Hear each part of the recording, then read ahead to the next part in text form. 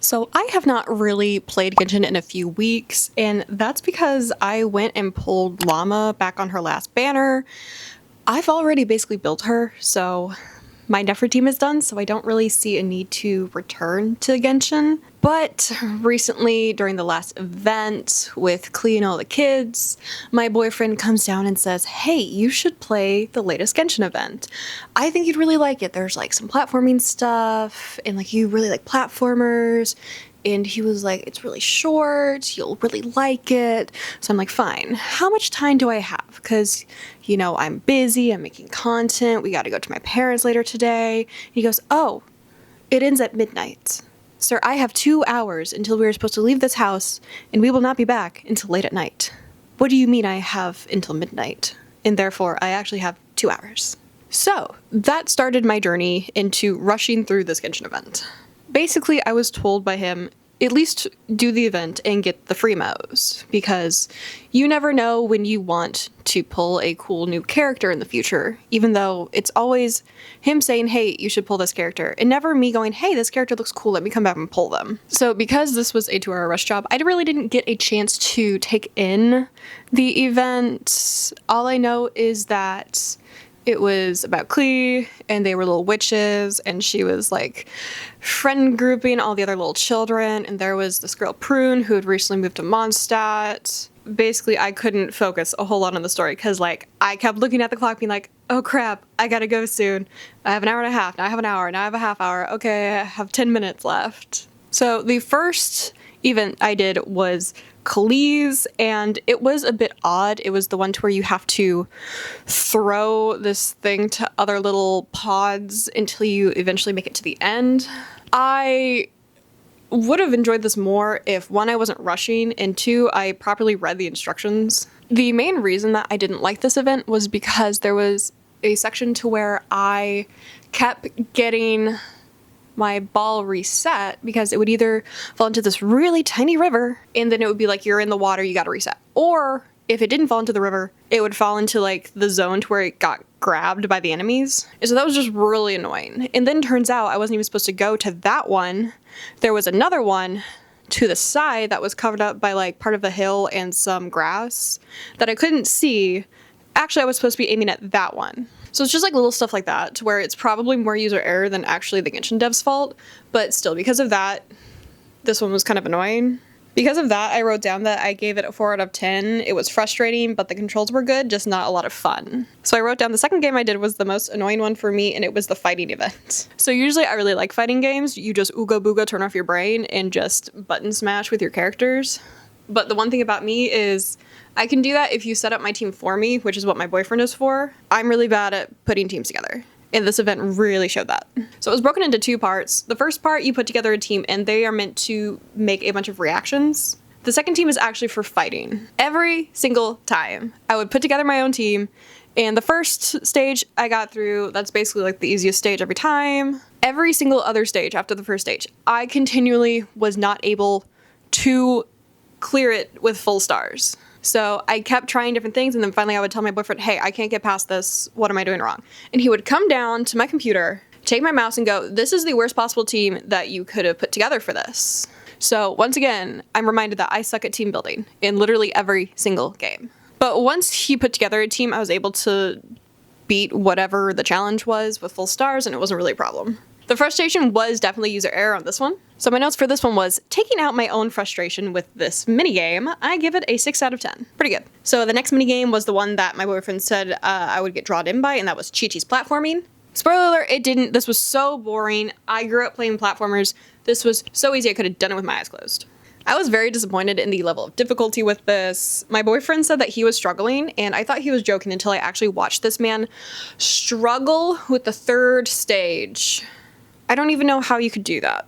So, very obvious to say, I didn't struggle with any of these. I got it done in like however long it needed to take to get through them on first try, maybe 20 minutes. I would have liked if they added more challenges, but I guess from the perspective of this is a gacha game and not a straight up platformer game, I understand now, even though my brain doesn't fully get it, people aren't always just really good at platformers off the bat. And after talking to my friends who don't play platformers, they actually really struggle with this, and I was really shocked. So I do think if it's just for like any random Genshin player, this is a very fine minigame, and the event was fine. But for me, it was just really, really lacking as someone who plays like platformers and like Metroidvanias and stuff very frequently. I think this was a 5 out of 10, straight down the middle. Nothing factually negative to say, but also no real positives to write home about. I think that's very fair of me. And the last one I did save for last because I saw a peek of my boyfriend playing it before I went downstairs to do it myself, and that was Sayu's little rolling minigame. So you basically roll in her little Tanuki form and you collect these little collectible things, I'm forgetting what they were, as you go. There's a time limit. I don't think you can run out of time though. And you basically gotta like go between 3 lanes. There's some, you know, things that you can run into, slopes that you can go up to, you can jump, really basic stuff that I would play on like mini clips and stuff as a kid. Very nostalgic for me, actually. This was another one that I did pretty quick, and I didn't have to redo any of the levels, luckily. I got all of the points on the first try that I needed. I do think this was my favorite minigame out of the 4. It was simple, but not a brain-dead minigame, and I would give this a solid 7 out of 10. Even objectively, I think Sayu's event is the best, with the combat event being a close second if I take out my own personal gripes about it. I think Klee and Chi-Chi's events are pretty much tied in my opinion, but if I had to like push for one over the other, I think I would give Klee's the edge because it just was a little bit more engaging in my opinion compared to the really, really simple platforming. Now here is my notes for the story. From my little understanding of the game, I got a TLDR from my boyfriend. Prune is the new kid in Mondstadt, very stereotypical child who wants to be an adult and not live their childhood because I'm grown up and mature for my age. And so basically Alice, Klee's mom, sees this, understands it, and she wants to try and make sure that Prune doesn't just skip her childhood. Prune is mad and she actually wants to go against Alice and like get revenge because apparently she thinks Alice stole her imaginary friend after she beat Alice in some kind of bet or something. Shocking, Alice didn't, and actually it was Prune who's trying to grow up that removed the imaginary friend, so she's sending Klee and the other little girls to try and befriend Prune. And I do think that's really sweet. You see a bunch of really tired people that really, visualize the Japanese work culture, in my opinion. And so it was just really cute and kind of wholesome. You know, we get to see like this girl that's like maybe in like her 20s or 30s, I'm not quite sure, re-find her imaginary friend after all these years of being like super tired and trying to be an adult and like work her job and everything. It was really nice because in the end, they all have their imaginary friends, and Prune seems to understand that growing up fast isn't always worth it. And she has friends with Klee and Sayu and Hua? What is that last girl's name? So this was very cute, and I'm actually kind of sad I couldn't sit back and like actually watch it. And from the TLDR, I would give this story a nice 9 out of 10. It's a side story for an event focused on children, so it doesn't need to be groundbreaking. It doesn't need to be like really, character development central, all these like big metaphoric plots. And I'm glad it wasn't. I'm glad it was simple. It doesn't need to be all that. It never needs to be that. The events are supposed to be fun, and this seems like it could be put in a standalone slice of life anime, which I really like. It seems like, you know how they always have like the beach episode?